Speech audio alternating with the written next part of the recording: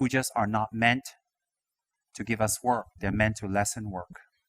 They're meant to avoid things that might happen. They are meant to purify things before they happen. And they are meant to save us time and effort. That's why we do pujas. So the Mixima 10 million pujas is to save us time and energy and work, individually and as a whole. Attend. Make a commitment. A few hours a week will not do any damage to your lifestyle. Attend. Attend the tsog.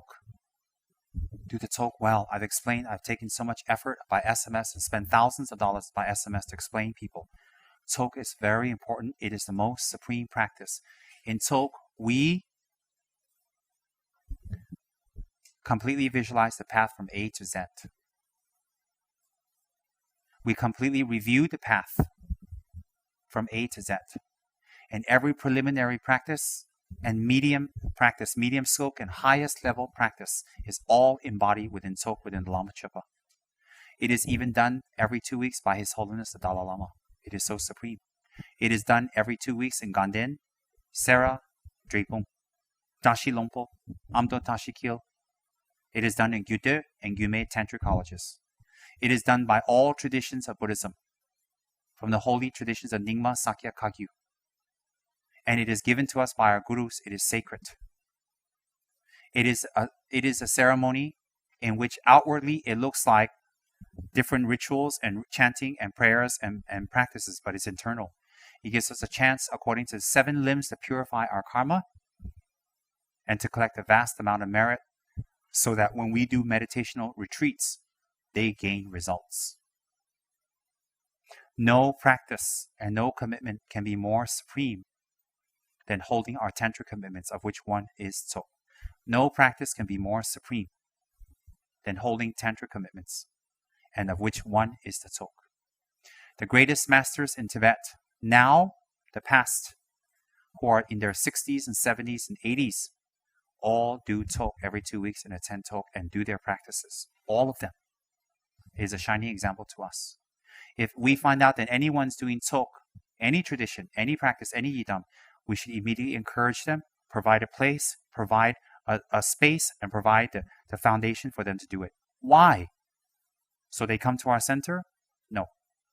So that their commitments don't degenerate due to the fact that they're alone, without their gurus, without a sangha, without guide, without people to teach and help them. And blown here and there, like a candle in the wind, just blown. So our center should provide a platform for all practitioners without any conditions. But we do have tsog rules because, just like in Ganden, Sera, Drepung, there are rules for tsog. Why? The rules are not there to punish us, but it's there to help us keep discipline. Malaysia is a beautiful, law-abiding, peaceful country. Why? Because the citizens here follow the rules. That is why. So like that, in every sphere of life, we have rules. The rules are not meant to harm us or put us down. They're meant to help us. And rules made by the Buddha or Lord Vajradhara is definitely meant to benefit us. Keep your tantric commitments. Everybody out there, everybody here, everybody everywhere, keep your tantric commitments. Don't let Tantra degenerate in the world. Tantra will be more and more efficient and more powerful and more beneficial for beings of this time because it offers a path to transform the emotions and passions instead of suppressing them. It offers a method to transform the passions and emotions, not suppress them. Therefore, the tantras will be much more efficacious for people of this time. Every tantric system is valid and complete. And every lama has a valid and complete lineage of tantric practices that have benefited many beings for hundreds of years. And no one can say which one is better or worse. But in our center, we will focus on the great master, tricosmic master, Vajrayogini, the mother of all Buddhas. And that will be our eventual practice. And a few days ago, I gave a more extensive, touching on secret aspects of Vajrayogini's body, speech, and mind and practices according to death, bardo, and rebirth, and according to the 3 bodies of a Buddha. I gave a more extensive teaching, not complete the other day. In any case, my point is, right now we're studying is Sutra. Our motivation is making it Mahayana, but our practice will be Tantra. So in that way, our center is a Three-yana center. Tri-path. Three meaning we practice Hinayana, we practice Mahayana, we practice Tantrayana. With no offense to anyone, with respect to all religions and all faiths, with complete respect to them. Why? That is spiritual practice. Respect is the core of spiritual practice. Respect is to allow and to forgive and let them do. Forgive those who harm, let them do what they're doing in the means of whatever practices help their mind, let them. So in our center, we're a Three-yana center. That's been my wish for many years. We practice all traditions combined into one path. So our goal on the outside is to practice Lama Tsongkhapa's incredible Holy Guru Yoga to control, transform, and change our immediate emotions of emptiness, loneliness, depression, and sadness. And to overcome that, because to do the higher practices, we have to get rid of some obstacles and stones along the way. Then, when we practice Lama Tsongkhapa very well, and we've taken the outer obstacles and problems, and Tsongkhapa is excellent because it also stabilizes our wealth, increase our merits, that the necessities we need for practice will come and make it easier. Calm our inner mind, calm our passions and angers. Calm doesn't mean go away. It means make them not harmful anymore. Transform them and settle them down. And then we'll be ready for the path of Vajrayogini. What's the difference between Tsongkhapa and Vajrayogini? No difference. From the side of the Buddhas, no difference. But on the side of the presentation of the path, there's a difference. In Lama Tsongkhapa's path, it doesn't go all the way with generation and completion stage meditations, which help us to transform our reality and perspectives. It is more a preparatory practice. From the side of Vajrayogini, you have to have finished the preparatory practices in order to engage in Vajrayogini's practice. According to Kyabje Soramchi and the great Mahasiddha Geshe Tsurim Gyaltsen, in this time and age, it's very difficult to go systematically here, here, here. Why? In a Dharma center, you're not teaching monks. You're not teaching nuns. You're not teaching yogis. You're teaching normal lay people who drift in, who drift out, who go to this center, who go to this place, go to this tradition, go here, go there, go there. Their minds are unsettled. They get confused. And their commitments are not strong. Their practice is not strong.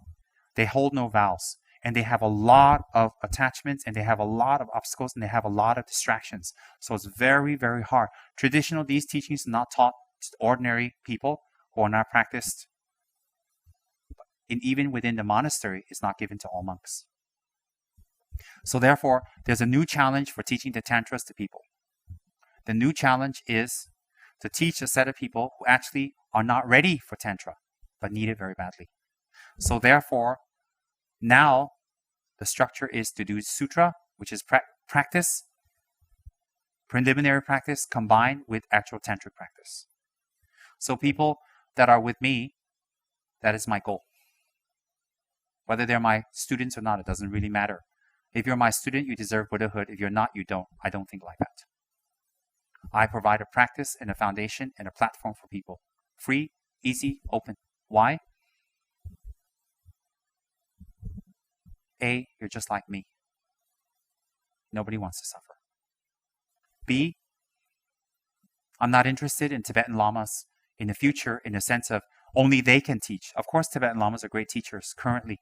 But in the future, we need to create international local teachers from every country who teach their own people. That is much more important. Just like at one time, the Tibetans all learned from the great Indian masters. But then when the Buddhisms shifted over to Tibet, the Tibetans taught themselves, the Chinese taught themselves, etc., etc., etc. Now we see beautiful people from all over the world teaching their own people. That's very important. And that's what we need to create and develop. It's not a monopoly. Definitely not. It's open.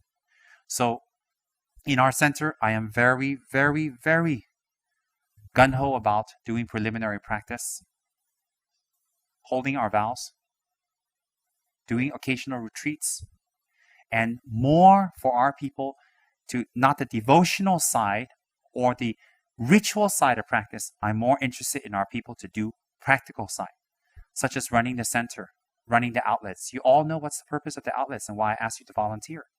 And we've received very wonderful responses from people who came to volunteer. And to take care of hospitals, to take care of the Sangha, to take care of the homeless.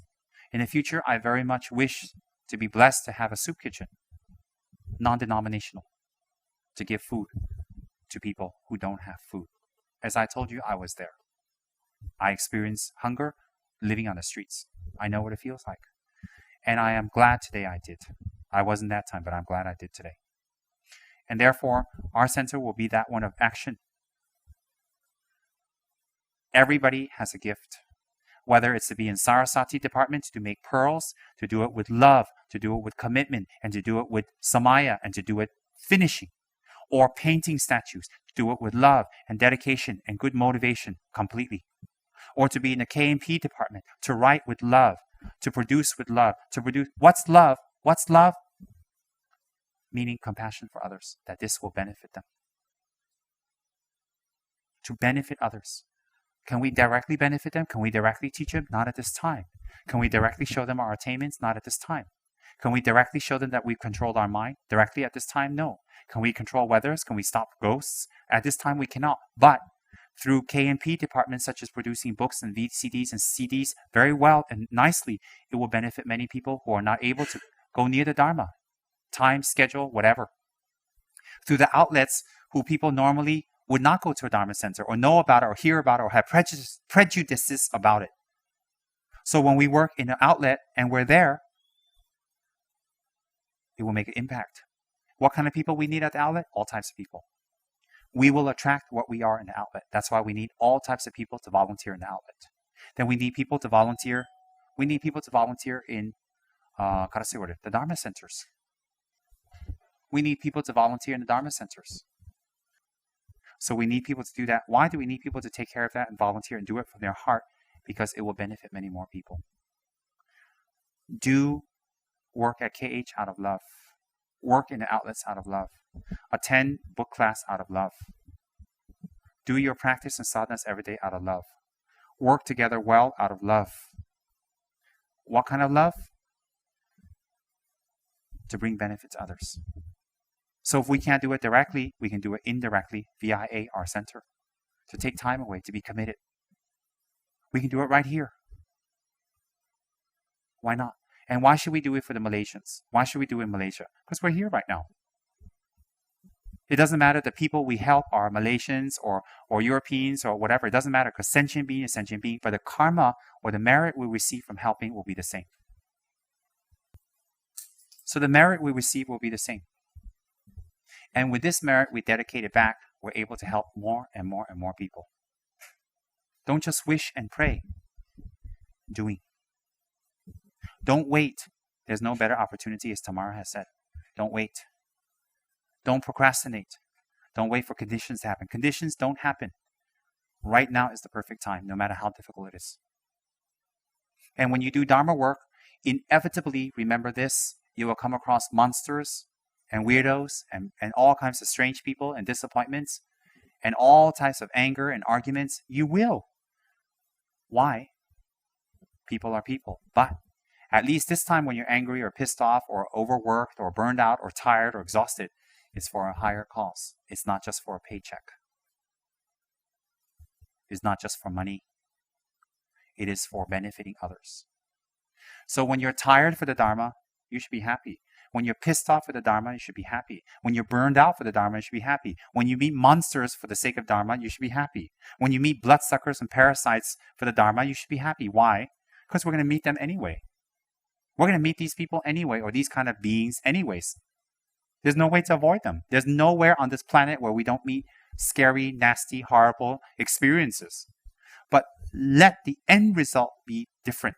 Therefore, when you're in Dharma, don't say, oh, I want to quit. Oh, I can't handle it.